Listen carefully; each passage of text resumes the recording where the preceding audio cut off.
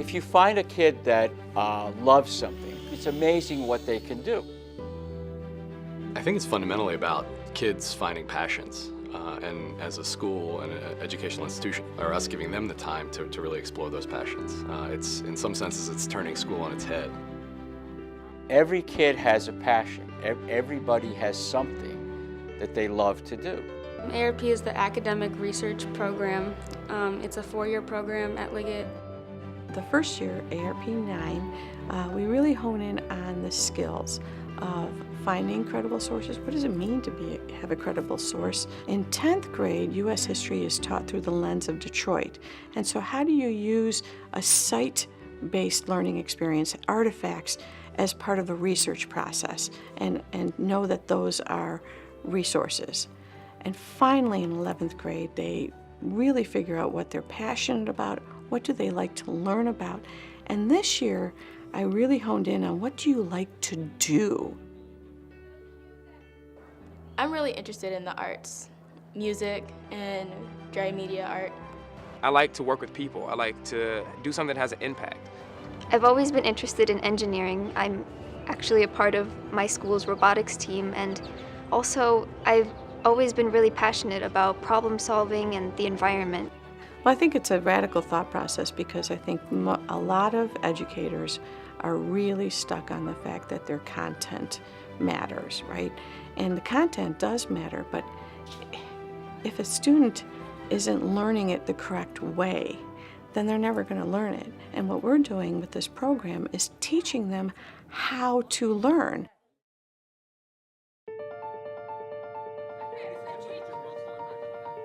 I've been familiar with a lot of the seniors' projects, so I remember them as juniors, going into it. And it's weird to see them now so far past that point, and they're all such experts on their topics. So knowing that I'm going to be there next year is really cool to me, and I can't wait to start the process. Talking to them, they said it was a lot of work, but the presentation process is really fun. And so I don't know, I'm kind of excited for that to be me in a year, but also a little overwhelmed. Growing up, my dad was a firefighter, so I wanted to be just like him. My brothers and I grew up, we always wanted to be firefighters. And as I started getting older and talking about it, my parents were kind of like, well, that might not be the best profession to go into as a woman. And so I kind of shied away from it. And then when I started with this class and they said, research something you're passionate about, I kind of came back to this. And so I started to think, why did I shy away from it, and how can I turn that into a project that could be meaningful to me? What was great about Megan is she was really willing to do the hard work. So she went into the deep research on female first responders and their experiences. I determined that the most valuable source of information was going to be firsthand accounts from female first responders. So I developed a survey, about a 30-question survey. The survey was sent nationwide to departments from every state, and I received back 160 responses from 23 different states and about 35 different cities. To this day, she's getting emails from these administrators saying, send us your results. We want to know what you found. We want your work to inform how we work with female first responders. For me, in 20 years as an educator, probably one of the most special moments because it was real, it was meaningful, and she had made a difference in the world. My question is, what commonalities exist amongst the experiences of Black students who attend private schools?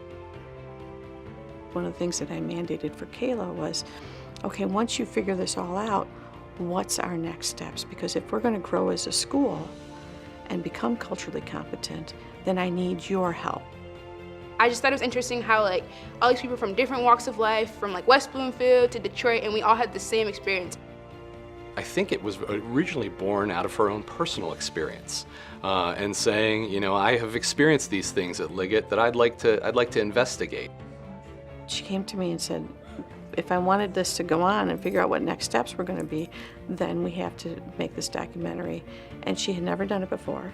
It's raw and honest. The things that the students said were very real and genuine. I want it to be as impactful and effective as it can be. And so I feel face-to-face, seeing their expressions and their feelings, and I feel that was very necessary. For the first time in a very long time, it was very nice for Kayla to see that, yes, there are challenges to being a black student in a private school setting, but there are also some wonderful positive experiences. What was amazing is, as her project evolved, it became bigger than her. And she started to understand that, and it's not, this is about me and my experience. This is about the common experience of lots of kids like me. Students have expressed a want for more diversity in the school and more open conversations. And so just with what I learned here, I'm already working on an initiative for Liggett next year with SDOC, like saying, hey, like this is what the students want and this is how we can do it. So my project is to find out a more economical way to build a pitching machine that can be adapted for specific pitchers and hitters. Anthony is pitching machine. Anthony is probably the greatest robotics student we've ever had. He is the heart and soul of our robotics team, and he knew that his project would in some fashion involve robotics. His other passion is baseball. It was in a conversation he and I were having in the 11th grade year, and he sort of said, you know, what if you could get a pitching machine to mimic a pitcher, a real life pitcher? One of the things that he realized is the mechanical and electrical were almost nearly impossible to work in a year-long project. So one of the things we decided on was, why not just make the program, we'll write the program and do a simulation, a 3D simulation on the computer. I've been told by many people that it's like a very interesting project. Like they really want to learn more about it. They hope I pursue it more. Here's the really exciting story about Anthony is he's describing this project to the professors of the department of the engineering school he's going to. And that the dean of the engineering school said, you know, this is the kind of thing we want our students to do at the undergraduate level. You're already doing it, and we're going to get out of your way and let you continue to do it. I knew I wanted to do something with engineering or maybe modifying an object, but I wasn't sure what. And I thought that, hey, solar power is an awesome renewable resource. And then a friend of mine told me about how Army drones, when they die, it's a possibility that they'll fall into the wrong hands. And so maybe finding a different way to power them was necessary. Ari is very heavily involved in our robotics team. She loves engineering and that kind of electrical mechanical engineering. She knew that she wanted to do something with drones. She found them fascinating.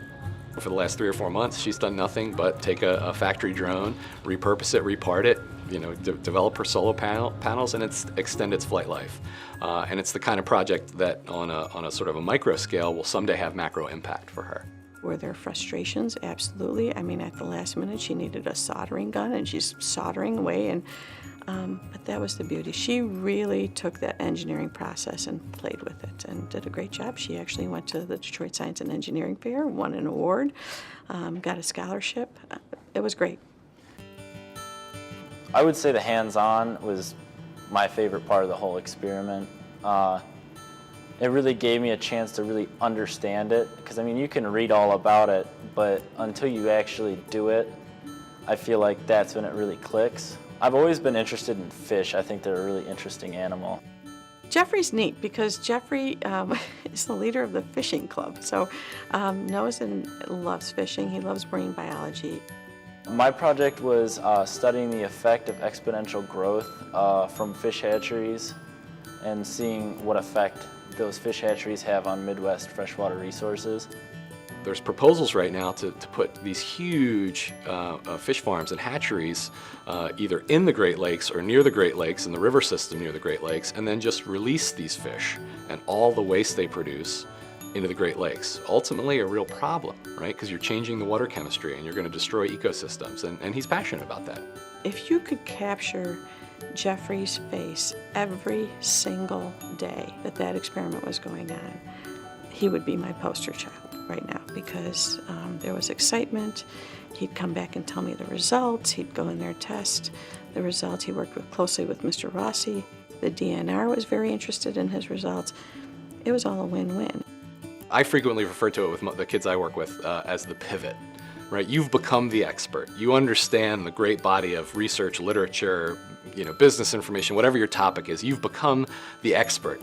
And students that can make that pivot in a creative fashion, it's really exciting. My project topic is what elements are important in a choreography in order to make a performance captivating for the audience.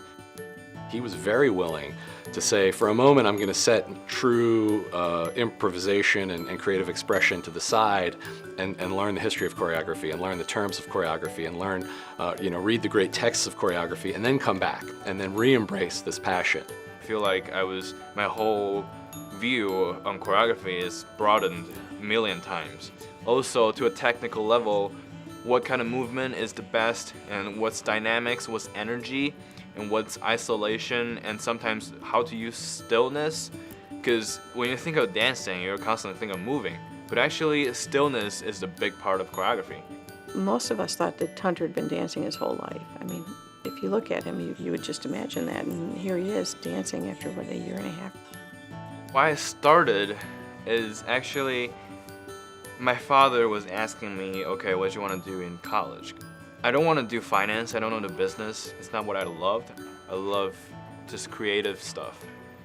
It is moving. It's a wonderful piece of choreography that he's created and that he can take with him. Imagination, discovery, all of those pieces, those are what genius consists of. And that's the object of the curriculum, is not just to give you stuff to think about, it's to make you a thinker. It's to allow you to be able to ask questions. No matter what their challenges were, or no matter what my challenges were as we tried to get through these projects, they show up. They come in, they are able to talk about their projects and their learning process, about their frustrations, about their challenges, about their findings, and really feel proud of what they have accomplished. What's most exciting for me as a teacher in the program is they've done something that really matters. It matters to them, it's personally relevant, it's a passion, and it also matters in the greater world. And if you can have school be something that matters to kids and matters in the world, you've changed school. You fundamentally have changed school, and that's what we're trying to do at Liggett.